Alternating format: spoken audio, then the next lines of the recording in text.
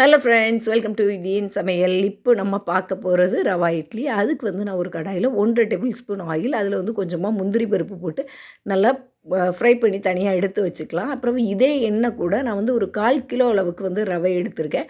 இந்த ரவையை இதில் போட்டு லைட் பொன்னிறமாக வருது அளவுக்கு நல்லா வந்து ஃப்ரை பண்ணி எடுத்து தனியாக வச்சிடலாம். இது வந்து ரொம்ப டார்க் ஆகிட்டுனா அந்த இட்லி பார்க்க அவ்வளோவா நல்லா இருக்காது.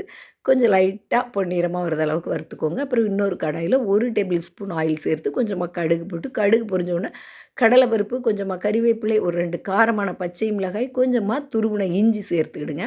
அப்புறம் நம்ம ஆல்ரெடி வறுத்து வச்சுருந்த அந்த ரவை கூட நான் வந்து 1/4 கிலோவுக்கு 110 கிராம் அளவு புளிக்காத தயிர் சேர்த்துருக்கேன். தேவையான அளவு உப்பு, கொஞ்சமாக சோடா உப்பு சேர்த்து, தண்ணியும் கொஞ்சம் சேர்த்து ஒரு 10 நிமிஷம் இந்த ரவையை வந்து நல்லா ஊற விட்டுறலாம். அப்புறம் 10 நிமிஷம் கழித்து எடுத்துட்டு கொஞ்சமாக மல்லி இலை, அப்புறம் துருவின கேரட், அப்புறம் நம்ம வறுத்து வச்சுருந்த அந்த முந்திரி பருப்பு, ஆல்ரெடி தாளித்து வச்சுருந்த ஐட்டத்தையும் உள்ளே சேர்த்துட்டு, தண்ணி வந்து கரெக்டாக ஊற்றணும். ரொம்ப தண்ணி ஊற்றிட்டிங்கனாலும் லூஸாக அந்த இட்லி வந்து பிசுபிசுப்பாக இருக்கும்.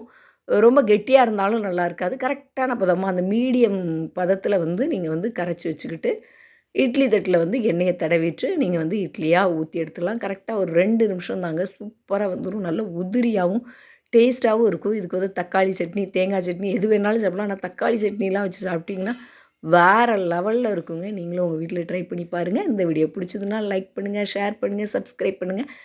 Thank you.